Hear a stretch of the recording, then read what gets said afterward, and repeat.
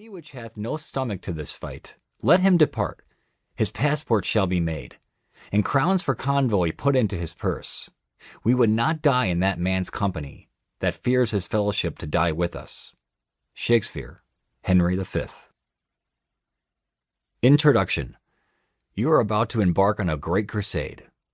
June 5th, 1944. Despite the cool breeze and light mist, the 20,000-plus men of the 82nd and 101st Airborne Divisions prepared for their pre-dawn airdrop behind enemy lines at Normandy. They had just received the word that the mission was a go. The tarmac at Greenham Common Airfield was filled with nervous bodies and piles of equipment waiting to be loaded onto aircraft. Paratroopers were briefed by their jump masters. Chaplains held impromptu worship services with clusters of men.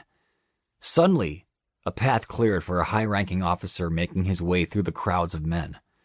General Dwight D. Eisenhower left his forward command post, a place called Southwick House near Portsmouth, to meet with U.S. paratroopers who were receiving last-minute pre-invasion instructions.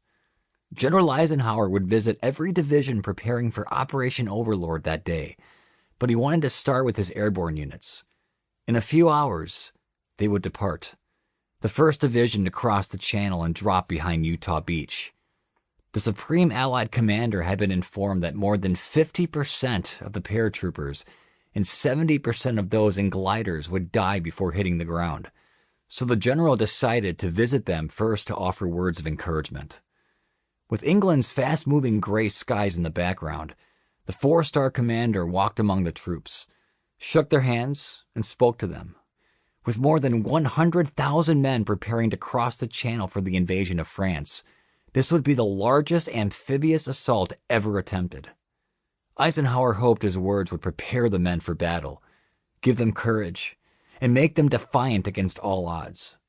The following is his pre-invasion battle order. Soldiers, sailors, and airmen of the Allied Expeditionary Force, you are about to embark upon the Great Crusade, toward which we have striven these many months. The eyes of the world are upon you. The hopes and prayers of liberty-loving people everywhere march with you. In company with our brave allies and brothers in arms on other fronts, you will bring about the destruction of the German war machine, the elimination of Nazi tyranny over the oppressed peoples of Europe, and security for ourselves in a free world. Your task will not be an easy one. Your enemy is well-trained, well-equipped, and battle-hardened. He will fight savagely. But this is the year 1944. Much has happened since the Nazi triumphs of 1940 to 1941. The United Nations have inflicted upon the Germans great defeats. In open battle, man-to-man. Our air offensive has seriously reduced their strength in the air and their capacity to wage war on the ground. Our home fronts have given us an overwhelming superiority in weapons and munitions of war, and placed at our disposal great reserves of trained fighting men. The tide has turned. The free men of the world are marching together to victory. I have full confidence in your courage, devotion to duty, and skill in battle. We will accept nothing less than full victory. Good luck. And let us all beseech the blessing of Almighty God upon this great and noble undertaking. The men were thankful for his visit, however brief, and were more resolved than ever to embark on their nighttime journey to attack the Germans. Most men inherently know the importance of deeds. Without great deeds of conquest, battles would never be won. While the U.S. Army and other Allied forces advanced through Western Europe, the U.S. Marines and the U.S. Navy were battling to win the island of Iwo Jima. However, words are important too. Soldiers will die. It is the nature of war.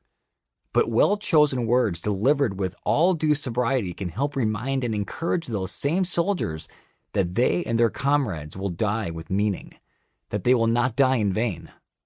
Leaders must exhort warriors to fight and must explain the cause that puts their lives in jeopardy. Throughout history, decisive battle speeches given by men like Napoleon and Eisenhower were just as vital as deeds of conquest in moving men into action. The same is true within our families, our careers, and our communities. Our deeds as men are absolutely critical to our success.